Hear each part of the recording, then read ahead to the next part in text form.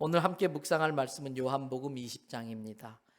신약성경 183페이지 전후 요한복음 20장 19절에서 25절까지 말씀을 읽을 겁니다. 이날 곧 안식 후 첫날 저녁 때에 제자들이 유대인들을 두려워하여 모인 곳의 문들을 닫았더니 예수께서 오사 가운데 서서 이르시되 너희에게 평강이 있을지어다. 이 말씀을 하시고 손과 옆구리를 보이시니 제자들이 주를 보고 기뻐하더라. 예수께서 또 이르시되 너희에게 평강이 있을지어다. 아버지께서 나를 보내신 것 같이 나도 너희를 보내노라. 이 말씀을 하시고 그들을 향하여 숨을 내쉬며 이르시되 성령을 받으라. 너희가 누구의 죄든지 사하면 사하여질 것이요 누구의 죄든지 그대로 두면 그대로 있으리라 하시니라. 12 제자 중에 하나로서 디두모라 불리는 도마는 예수께서 오셨을 때 함께 있지 아니한지라. 다른 제자들이 그에게 이르되 우리가 주를 보았노라 하니 도마가 이르되 내가 그의 손에 못자국을 보고 내 손가락을 그 못자국에 넣으며 내 손을 그 옆구리에 넣어보지 않고는 믿지 아니하겠노라 하니라. 아멘. 할렐루야. 오늘 또 저와 여러분의 가정, 자녀 그리고 하는 모든 일들마다 하나님의 돕는 손길이 함께 하시기를 주님의 이름으로 축복합니다. 설교를 시작하면서 좀 죄송하긴 합니다만 제 개인적인 사진 몇 장을 좀 보여드리려고 합니다. 첫 번째 사진 띄워주시겠습니까? 네. 두 번째 사진, 미끄럼을 타네요. 세 번째 사진, 마스크가 귀엽죠? 네 번째 사진, 제 엄마랑 또 이렇게 찍었어요. 짧은 동영상을 또 한번 보겠습니다.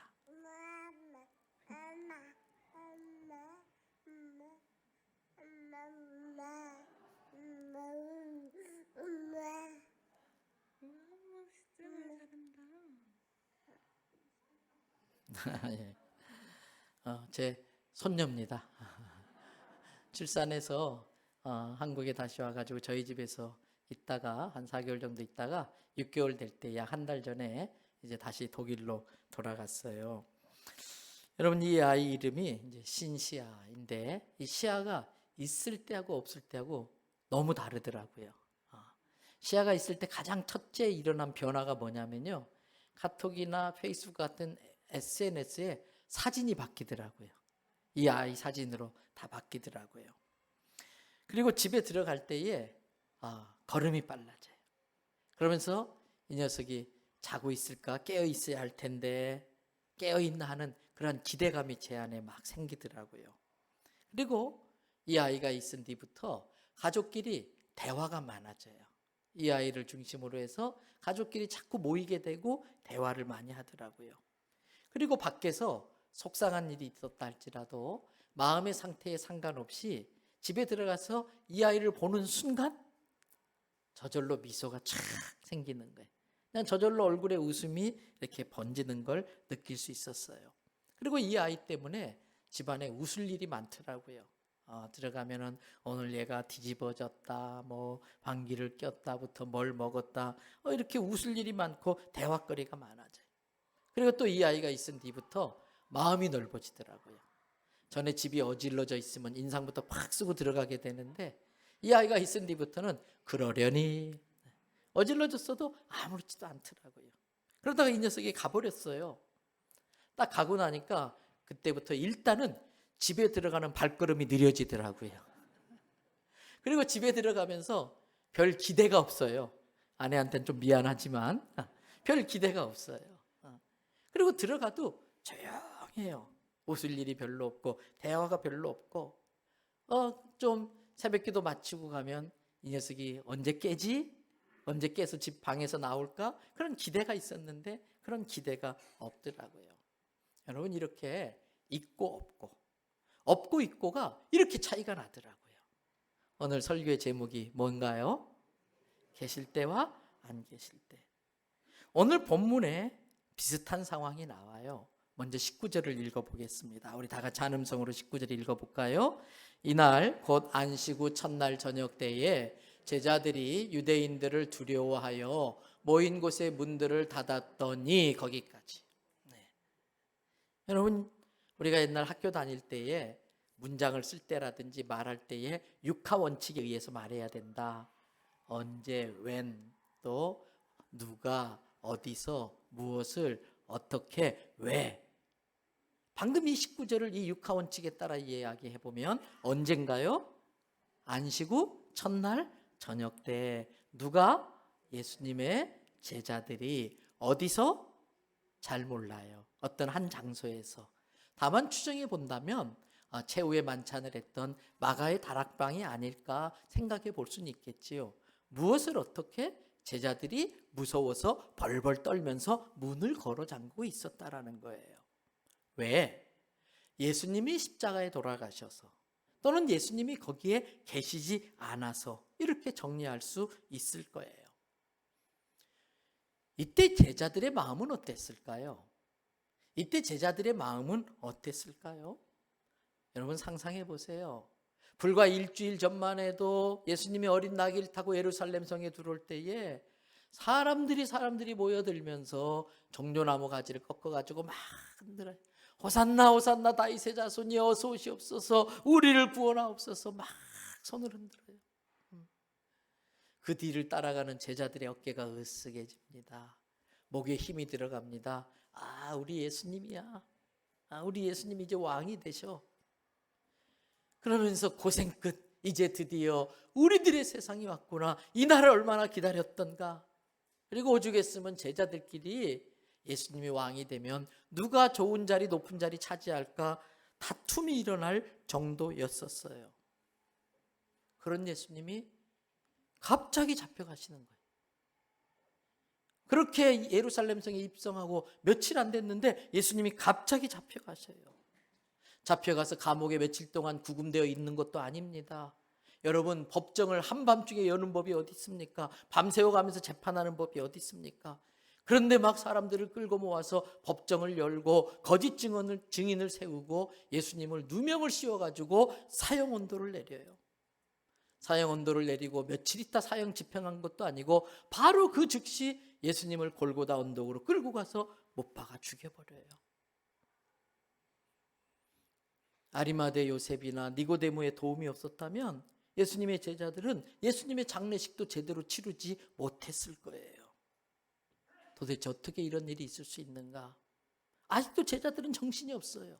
어안이 벙벙한 거예요. 무엇보다도 바로 며칠 전 목요일 밤에 마가의 다락방에 모여가지고 예수님이 하셨던 그때를 생각하면 가슴이 그냥 너무 사무치는 거예요. 함께 막 웃고 함께 음식을 나누어 먹고 게다가 예수님이 얘들아 이리 좀 와봐, 발 좀 내밀어봐. 그 이스라엘은요 밤이 되면 굉장히 추워지거든요. 발이 제일 시려워요. 제일 노출된다니까. 따뜻한 물에 발을 담그고 씻겨주면서 예수님이 손으로 씻어주는 거예요. 그때 예수님의 손길이 지금도 생생한 거예요. 그때까지만 해도 제자들은 그날의 식사가 마지막 식사가 될 줄은 꿈에도 몰랐던 겁니다. 여러분, 이때의 제자들의 심정이 어떠했을까? 무엇보다도 오늘 19절에 보니까 두려워하여, 제자들 마음속에 두려움이 확 몰려오는데 아하, 나도 예수님처럼 잡혀서 십자가에 저렇게 끔찍하게 죽을 수 있겠구나. 아이고 끔찍해. 그런데 여러분, 공포는 특징이 있어요. 점점 공포는 커집니다. 공포는 생각하면 생각할수록 점점 더 강해지고 커지는 특징이 있는데 그 두려움에 확 사로잡히는 거예요. 그뿐만 아닙니다. 이제 어떻게 해야 되지? 예수님도 안 계시고 이제 우리는 어떻게 해야 되지? 자기들의 앞날에 대한 그 불확실성 때문에 근심과 걱정과 염려가 마음에 가득해지는 거예요. 한때 예수님의 말처럼 세상을 바꿔버리라, 큰 비전과 꿈을 가지고 달려들었는데 하루아침에 물거품이 되어버렸어요. 그때 마음에 찾아오는 그 허전함, 그 공허함 어떻게 감당할 수가 없어요. 그러다가 왜 이 지경이 되었지? 저 가룟 유다 저놈, 어쩌다가 이렇게 되었을까? 누구 때문에 이렇게 됐지? 원망하는 마음, 미워하는 마음, 증오가 막 자라나는 겁니다. 그러면서 예수님이 얼마나 보고 싶은지, 갈릴리 촌놈인 자기들을 예수님이 찾아와 주셨고 선택하시고 그들을 제자로 키워주시면서 인생은 이렇게 사는 게 잘 사는 거야, 사랑은 이렇게 하는 거야, 하나님의 능력은 이렇게 체험하는 거야, 힘들고 어려울 때마다 자기들을 꼭 안아주시면서 어깨를 다독거려 주셨던 그 예수님의 따뜻한 품이 생각나는 거예요. 그 예수님이 얼마나 그리운지. 그러면서 그 그리움과 함께 외로움과 고독감이 확 자기의 마음을 사로잡아요. 그러면서 또 한편으로는 예수님이 이렇게 가버리시면 어떡해, 예수님이 이렇게 대책 없이 떠나버리면 그렇게 무책임하신 분이신가? 섭섭한 마음, 배신감, 누가 나를 여기로 데려왔지? 누가 나한테 예수님 소개했지? 안드레 저놈이구나. 원망스러운 마음이 막 생기는 거예요. 그러면서 마음 한구석에는 예수님을 죽인 저 대제사장, 저 서기관들, 저 바리새인들, 저 로마 병정들 언젠간 내가 반드시 복수하고 말 거야. 벼르는 마음, 복수하는 마음이 그 분노를 주체할 수가 없는 거예요. 막 화병이 속에서 생기는 거예요. 그러면서도 복수하고 싶지만 당장은 할 수 있는 게 없어요. 당장은 할 수 없는 것에 대한 그 무기력감, 그 무능함 때문에 이런 존재밖에 안 되는구나, 아무것도 못하는구나, 좌절과 절망에 빠지는 거예요. 그러면서도 당장 현실적인 문제, 이제부터 뭘 해서 먹고 살지? 어떻게 해서 생계를 유지하지? 이러한 현실적인 문제에 모든 마음이 그냥 뒤숭숭하고 어떻게 마음을 추스릴 수가 없는 거지요.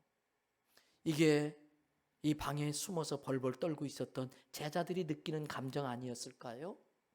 그런데 여러분 아십니까? 제자들의 이런 모습은 현대를 살아가고 있는 요즘 사람들의 모습이기도 합니다. 제자들의 이런 모습은 현대인들의 모습이기도 합니다. 우리에게도 두려움이 있어요. 소아만 조그만데도 혹시 위암 아닐까? 내시경 해봐야 되는 거 아닐까? 머리가 조금 두통 있어도 종양이 생긴 건 아닐까? 뇌경색은 아닐까? 이러한 두려움이 우리 속에 있어요. 경제 뉴스를 보면서 나라 경제가 어렵다 그러면은 혹시 부도가 나는 건 아닐까? 또 내가 강태 실직당하는 건 아닐까? 또 어떤 뉴스를 보면 나도 운전하다 저런 사고 당하면 어떡하지? 이러한 두려움이 우리 속에 찾아오고 있어요. 그리고 현실에 대한 여러 가지 염려, 근심, 걱정들. 아이들을 보면은 저 애가 이번에 시험 잘 볼까? 떨어지면 어떡하지? 저 애가 제대로 결혼이나 할 수 있을까? 제대로 된 직장이나 취직할 수 있을까? 또 주식하는 분들은 주식이 올라갈 땐 좋았지만 주식이 떨어지면 지금 팔아야 되나? 또 팔았다가 손해보면 어떡하지? 더 떨어지면 어떡하지? 염려가 끊이질 않아. 또 누가 주식으로 돈 벌었다는 소리를 들으면은 나도 지금이라도 주식해야 되는 거 아닐까? 너무 늦은 건 아닐까? 다 잘 나가는데 나만 도태되는 건 아닌가? 요즘처럼 그냥 자고만 일어나면 아파트값이 푹푹 올라가는 이런 시대를 살면 아이고 내 자식 아직 결혼도 못했는데 결혼하면 집 한 칸이라도 장만해 줘야 되는데 아이고 벌 길이 없다. 이러한 마음이 막 우리를 사로잡는 거예요. 그러다가 마음속에 내가 뭘 잘못했는데, 내가 얼마나 열심히 살았는데, 내가 나름대로 착실하게 살았는데 이게 뭐야? 이 꼴이 뭐야? 허전한 거예요. 외로운 거예요. 이걸 채울 길이 없으니까 나도 모르게 본능적으로 자꾸 먹는 것에 손이 가요. 먹는 일도 모르면서 자꾸 먹다 보니까 몸이 뚱뚱해지고 음식물이 위에 고여 있으면서 부패되면서 그 염증이 혈관을 타고 돌면서 온몸에 염증을 일으키고 몸에 문제가 생기는 거예요. 그 헛헛한 마음을 그렇게라도 달랠 수밖에 없기 때문에. 그러면서 어쩌다가 가족끼리 싸움을 한다든지 또 어떤 트러블이 생기면 섭섭한 마음이 생겨요. 노여운 마음, 배신감이 생겨요. 내가 너네들을 위해서 얼마나 애썼는데, 내가 너네들 공부시키느라고 새벽같이 일어나서 밥 해먹이고 너네들 야자 끝나고 올 때까지 그렇게 피곤하고 졸려도 안 자고 기다렸는데 너네들이 좀 머리통 커졌다고 나한테 이럴 수 있어? 아이들이 말대꾸만 한 번 해도 노엽고 섭섭한 거예요. 그러다가 남편이 퇴근에 들어오면 집안꼴 이게 뭐야? 옆에 내가 집에서 하는 일도 없이 뭐가 피곤하다고 구박을 줘요. 남자는 또 다른가요? 자기 나름대로 정말 평생을 회사를 위해서 일했는데 눈치를 주는 거예요. 왜 빨리 퇴사 안 하지? 자기보다 늦게 들어왔는데 학벌 좋고 능력 좋다고 젊은 친구가 자기 윗사람이 돼서 막 구박을 주고 무시하니까.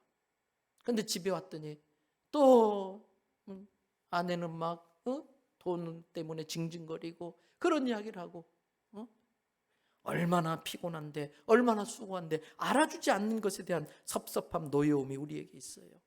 그러다 보면은 에이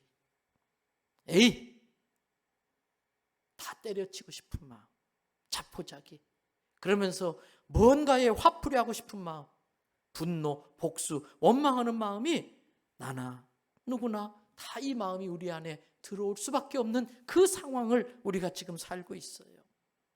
여러분, 요즘 청년들하고 상담을 가끔 해보면 아이들 속에 있는 그 좌절감을 어떻게 이걸 치료해 주지, 그런 생각이 들어요. 결혼하고 젊은 부부들이 열심히 전략해서 집이라도 하나 장만할까 했는데 이렇게 아파트 값이 올라가니까 평생 모아도 못 살 것 같으니까 에이, 이 돈 아껴서 뭐 하나, 그러면서 내가 이런 것도 못 사? 백화점 가서 100만 원, 200만 원짜리 그냥 가방 하나 사오는 거예요. 카드 긁어버리는 거예요. 모아서 뭐해? 에이, 막 살아버리는 그런 현상들이 나타나는 거예요. 더 답답한 것은, 그런데 이러한 모든 답답한 문제들에 대한 답이 없다는 거예요. 이러한 답답한 현실이 좀 버티고 참으면 다 정리되고 끝날 수 있으면 좋겠는데 그럴 조짐이 안 보이고 언제까지 이렇게 살아야 되지? 이 답답함을 주체할 수가 없는 거예요. 그래서 많은 사람들이 마지못해 삽니다. 죽지 못해 삽니다. 에라 모르겠다 막 살아버립니다. 사랑하는 대연성교회 성도 여러분, 이 모든 것들의 답이 어디에 있습니까? 이 모든 것들의 답이 어디에 있습니까? 어떻게 내가 허락하지도 않았는데 그냥 내 속에 몰려들고 있는 이 끔찍한 감정들을 어떻게 싹 씻어낼 수가 있겠습니까? 우리 그리스도인들은 답을 갖고 사는 사람들이 되어야 됩니다. 우리 그리스도인들은 답을 갖고 사는 사람들이 돼야 됩니다. 우리는 그 답을 성경에서 찾아야 됩니다. 오늘 그 답이 아까 읽었던 19절에 나옵니다. 여러분, 19절 뒷부분을 보세요. 안식 후 이날 곧 안식 후 첫날 저녁 때에 제자들이 유대인들을 두려워하여 모인 곳에 문들을 닫았더니 누가 오셨어요? 거기에 예수께서 오사 가운데 서서 이르시되 뭐라고요? 너희에게 평강이 있을지어다.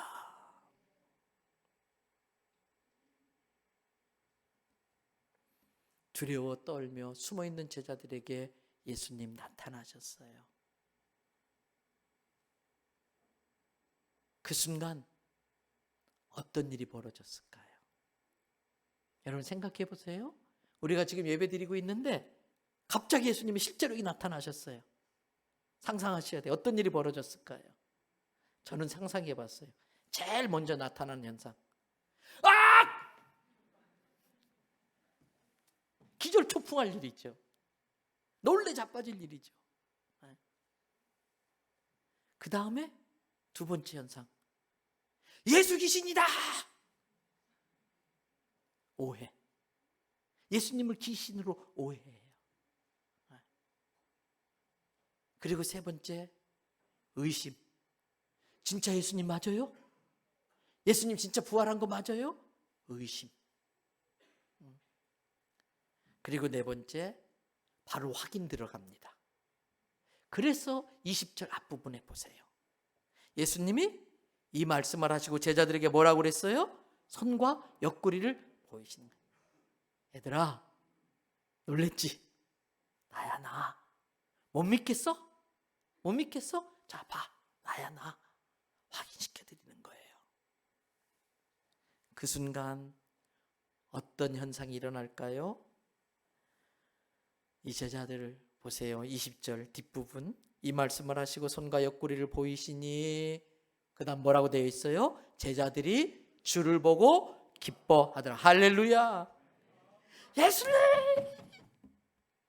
진짜 예수님 맞군요. 진짜 예수님이군요.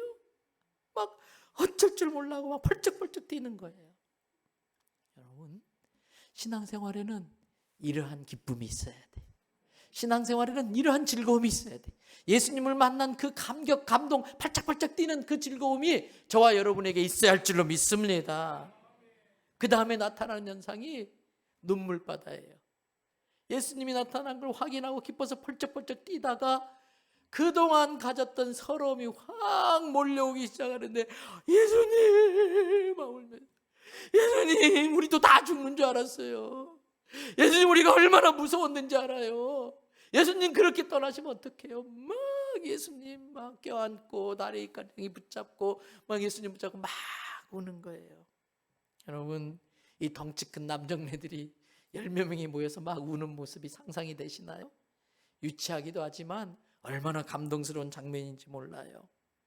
그런 제자들을 예수님이 한참 안아줍니다. 그래, 많이 무서웠지? 많이 힘들었지? 내가 다 알아. 내가 다 알아. 그래서 꼭 껴안은 거예요. 그리고 21절을 보세요. 어느 정도 제자들을 진정시키고 예수께서 뭐라고 해요? 또 이르시되, 뭐라고 일렀을까요? 너희에게 평강이 있을지어다. 할렐루야. 너희에게 평강이 있을지어다. 영어로 calm down. 진정해. 이태리 말로 깔막. 진정해. 제자들 우는 걸 다 받아주시고 놀란 가슴을 다 진정시키고, 이제 좀 진정해. 내가 너희들한테 할 말이 있어. 그리고 하시는 말씀이 있습니다. 진짜 예수님이 제자들을 찾아오신 이유, 예수님이 그 자리에 나타나신 진짜 이유, 21절입니다. 같이 한번 읽어보겠습니다. 예수께서 또 이르시되 너희에게 평강이 있을지어다. 아버지께서 나를 보내신 것 같이 나도 너희를 보내노라. 할렐루야. 아버지께서 나를 이 세상에 보낸 것처럼 나도 너희를 보낼 거야. 사명입니다. 할 일입니다. 사랑하는 대연성교회 성도 여러분, 제일 불쌍한 인생은 할 일이 없는 인생입니다. 제일 심심한 인생은 할 일이 없는 인생입니다. 제일 한심한 인생은 자기의 사명이 뭔지를 모르고 그럭저럭 살아가는 사람이에요. 여러분, 사명이 없으면 인생이 지루해져요. 지루해지면 자극을 추구하게 됩니다. 죄 짓기 쉽습니다. 사명에 충실한 사람은 죄 지을 시간이 없어요. 시간이 너무 부족하고 그 사명 감당하는 과정이 너무나 행복한 거예요. 사랑하는 대연성결교 성도 여러분, 이 시간 예수님께서 우리에게 기쁨을 회복시켜 주시기를 바랍니다. 예수님 때문에 모든 근심, 걱정, 염려가 다 떠나고 평안이 임하기를 바랍니다. 그러나 그걸로 끝나면 안 돼요. 이 시간 이 종을 통해 주님이 확인시켜 주시는 내가 해야 할 일, 내가 할 일, 사명을 깨달으시기를 바랍니다. 예수님이 말씀하세요. 가라 너희 집으로, 가라 너희 일터로, 직장으로, 가라 땅끝으로 내가 너희를 사람 낚는 어부 되게 하리라. 그런데 이 사명을 감당하기 전에 반드시 전제 조건이 필요해요.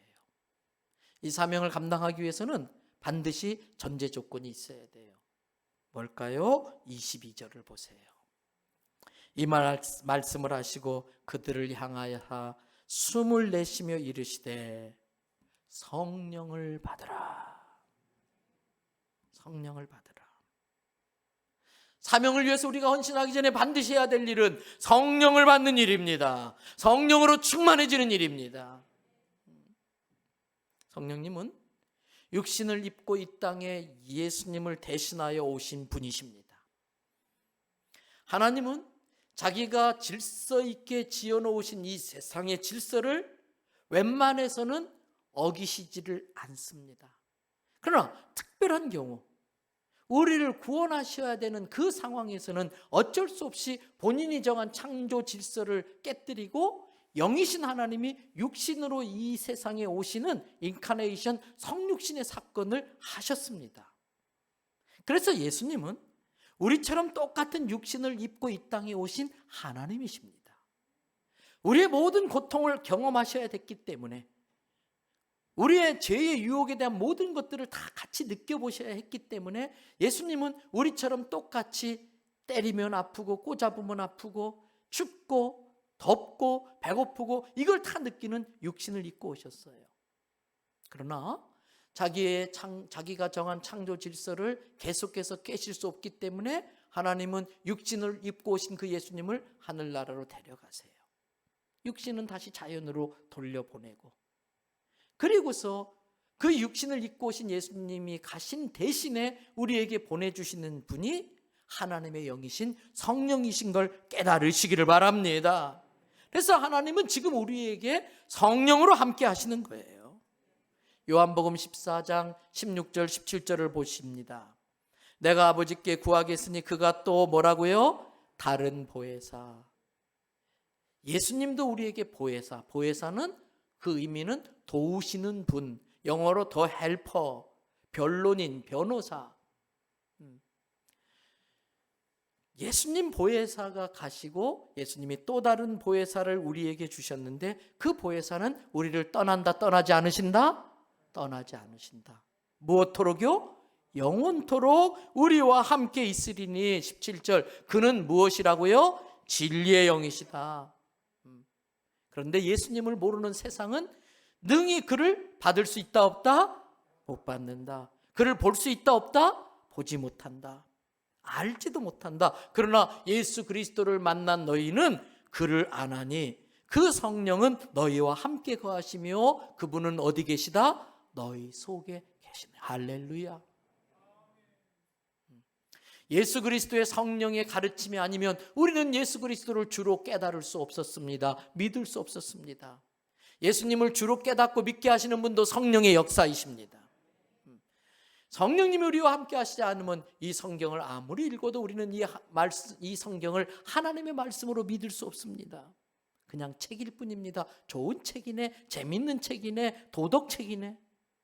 성령님이 오셨기 때문에 이 말씀이 우리에게 살아있는 하나님의 말씀이 되는 줄로 믿습니다. 그분이 하시는 일이 있습니다. 예수님이 성령을 보내주겠다고 말씀하시고 그분이 할 일을 우리에게 알려주셨어요. 요한복음 14장 26절입니다. 다 같이 읽습니다.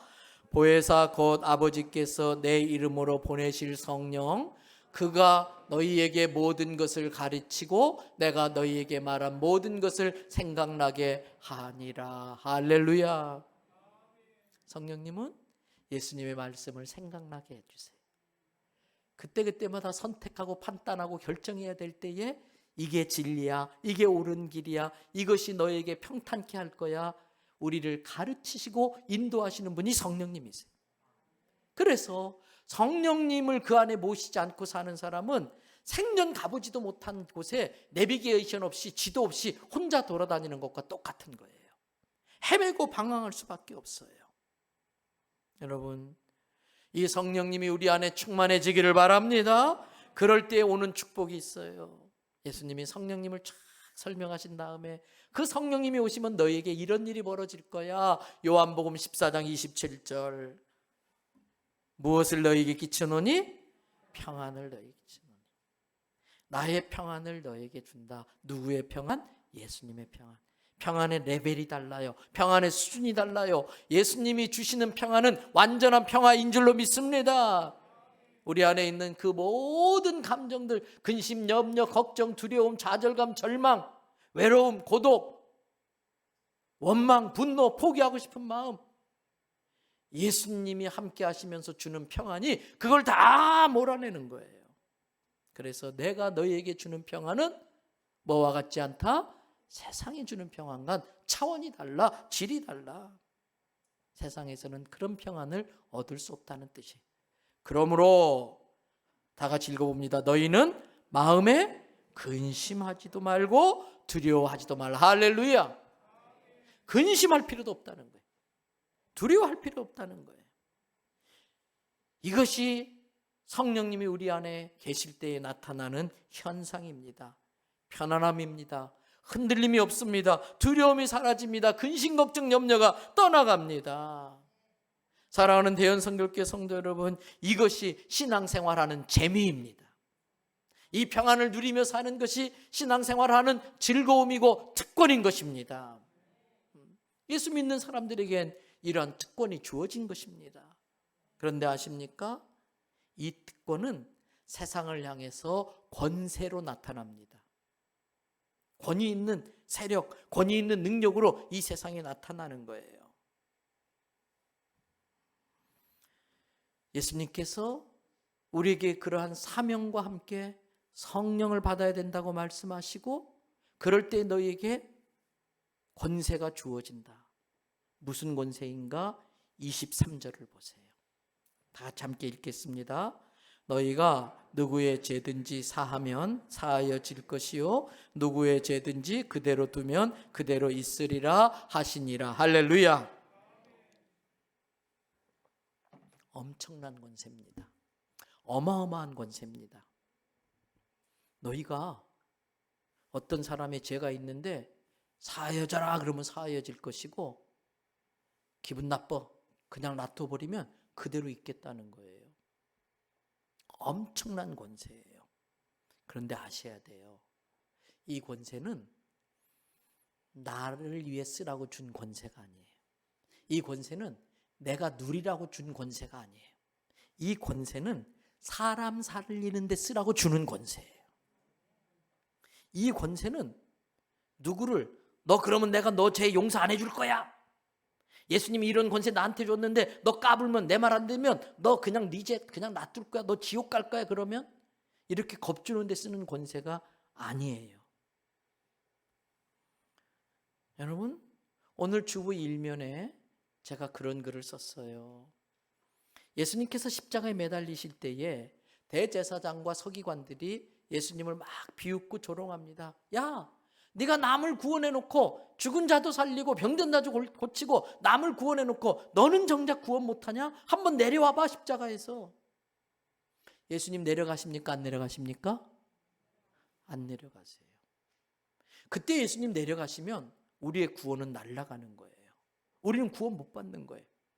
그래서 예수님은 못 내려가신 것이 아니라 안 내려가신 거예요. 못 내려간 것과 안 내려간 것은 엄연히 다른 것입니다. 여러분, 능력은 다른 누군가를 십자가에 못 박는 데 쓸 것이 아니라 나를 십자가에 못 박는 데 쓸 줄 알아야 돼요. 세상은 그 능력을 가지고 자꾸 누군가를 죽이려고 그래요. 짓밟아야 내가 올라갈 수 있으니까, 경쟁에서 내가 짓밟아야 올라갈 수 있으니까 자꾸 그 능력을 가지고 누군가를 십자가에 못 박으려고 그래요. 정죄해요. 너는 십자가에 죽어도 싸. 정죄해요. 근데 진짜 능력은 나를 십자가에 못 박음으로써 한 알의 밀알이 되어 많은 사람을 살려낼 수 있는 거예요. 그게 능력이에요. 때문에 우리 그리스도인들은 무능하면 안 됩니다. 여러분, 겸손은 힘 있는 자가 할 수 있는 게 겸손이에요. 능력도 없는 무능한 자가 겸손한 것은 그건 겸손이 아니라 비굴이에요. 그건 현실이에요. 때문에 우리는 겸손하기 위해서라도 성령의 능력을 입는 능력 있는 성도가 되어야 할 줄로 믿습니다.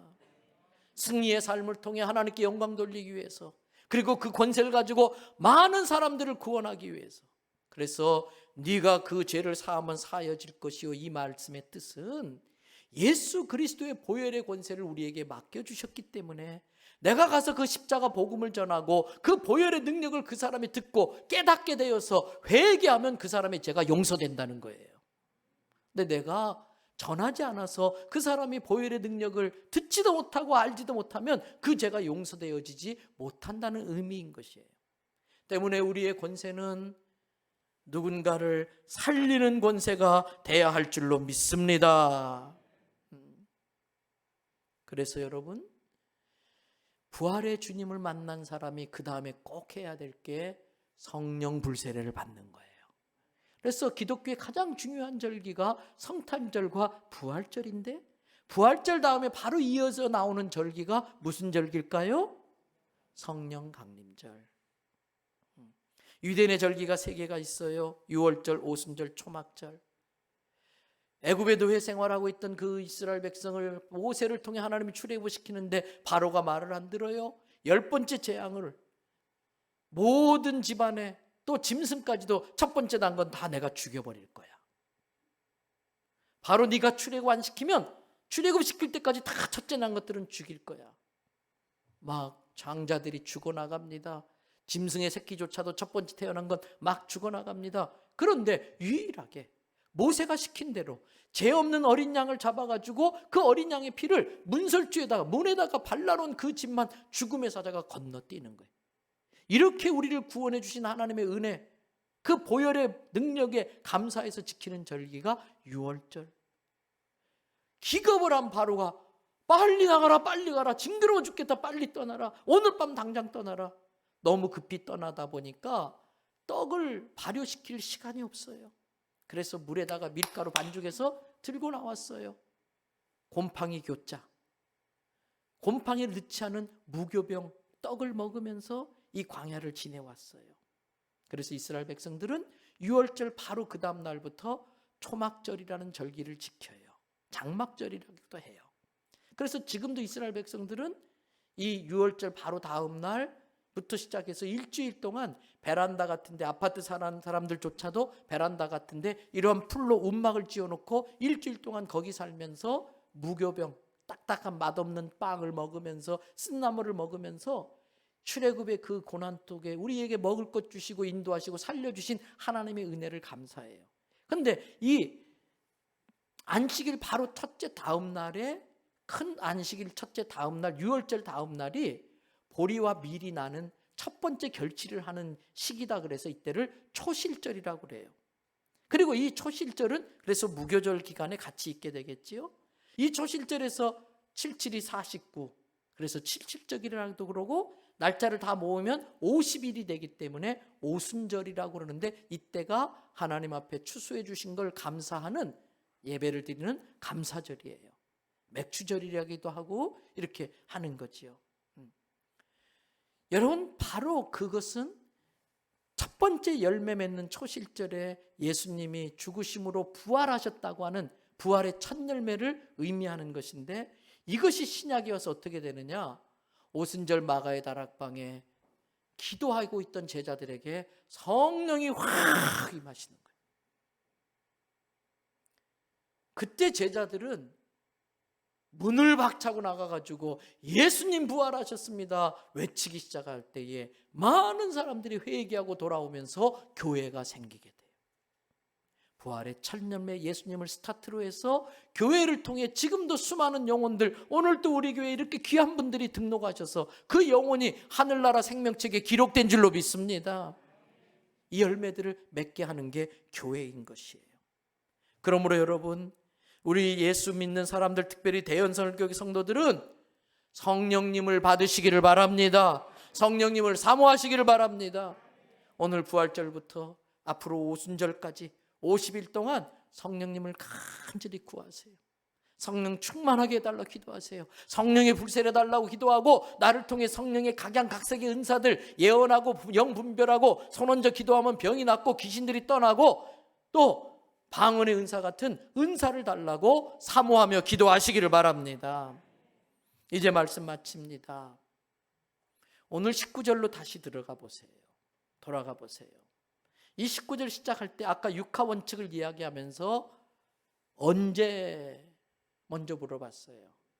시간을 나타내는 시점이 나오지요. 언제라고 되어 있나요?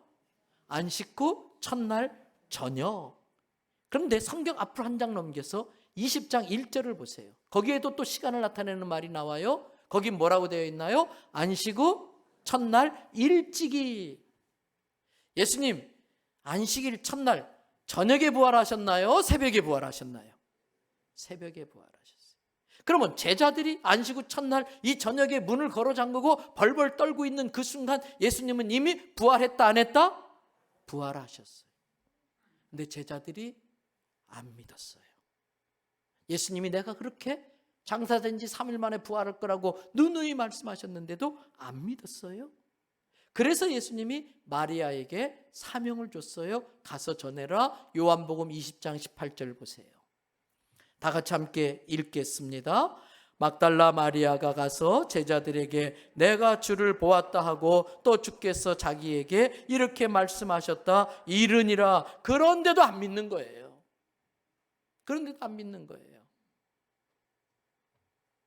그래서 예수님께서 이미 제자들의 마음속에 부활하셔서 계셨음에도 불구하고 믿음이 없어서 그것을 깨닫지 못하고 두려워하고 근심 걱정하고 염려하고 하는 그 제자들이 불쌍해서 육신으로 자기를 또 한번 나타내시는 거예요. 이렇게 봐야 믿겠느냐? 그래서 나중에 마침 그 자리에 없었던 도마에게 제자들이 예수님 부활하셨어. 우리가 부활의 주님을 만났어. 그래도 또 도마도 못 믿는 거지요. 내가 예수님의 못자국을 직접 내 눈으로 보고 내 손가락을 그 못자국 구멍에 넣어보고 내 주먹을 옆구리 창구멍에 넣어보기 전에는 나 절대 안 믿어. 그 말을 하자마자 또다시 예수님께서 도마에게 나타나셔서 요한복음 20장 28절 29절 27절 28절 29절에 말씀을 하세요. 27절 보세요. 도마에게 이르시되 내 손가락을 이리 내밀어 내 손을 보고 내 손을 내밀어 내 옆구리를 넣어보라. 그리하여 뭐가 없는 자가 되지 말고 그리고 뭐가 되라? 믿는 자가 되라. 그 말에 베드로가 그 말에 도마가 무너지는 거예요. 주님이시군요. 28절에 주님이시군요. 주는 하나님이십니다. 그때 예수님이 29절에 유명한 말씀을 해주세요. 또 한번 다 같이 읽어보십시다. 네, 너는 나를 본고로 믿느냐? 보지 못하고 믿는 자들은 복되도다 하시냐. 할렐루야. 여러분, 예수님 부활하셨습니다. 근데 그분이 지금 우리 안에 거룩한 영 성령으로 계십니다. 여러분, 저희 집에 시야가 있고 없고의 그런 차이가 있었던 것처럼 내 마음에 예수님이 계시냐 안 계시냐. 이미 예수님은 그 제자들이 문 걸어 잠그고 있는 그곳에 계셨음에도 불구하고 믿음이 없어서 그 부활의 주님의 능력을 경험하지 못했어요. 이걸 안타깝게 여기신 예수님께서 네가 봐야 믿겠느냐? 보지 않고 믿으면 더 복이 있단다. 우리는 2000년의 시간이 지나서 예수님의 십자가 복음을 들었어요. 우리는 예루살렘과 부산이라고 하는 엄청난 공간을 뛰어넘어서 복음을 들었어요. 그런데도 우리는 예수님을 구주로 믿었어요. 오병의 현장에서 그 떡을 받아먹고 생선을 발라먹고 나사로가 일어나서 죽었다가 살아나서 말하는 걸 봤던 제자들도 믿지 못했던 그 믿음을 우리가 갖게 된 건 은혜이고 축복인 줄로 믿습니다. 그런데 여전히 이 부활절 아침에도 부활의 주님의 능력을 누리며 살지 못한다면 그건 안타까운 일이에요. 예수님 어디 계십니까? 부활의 주님 어디 계십니까? 내 마음에, 내 가정에, 내 일터에 나와 항상 영원토록 함께 계시는 걸 믿으시기를 바랍니다.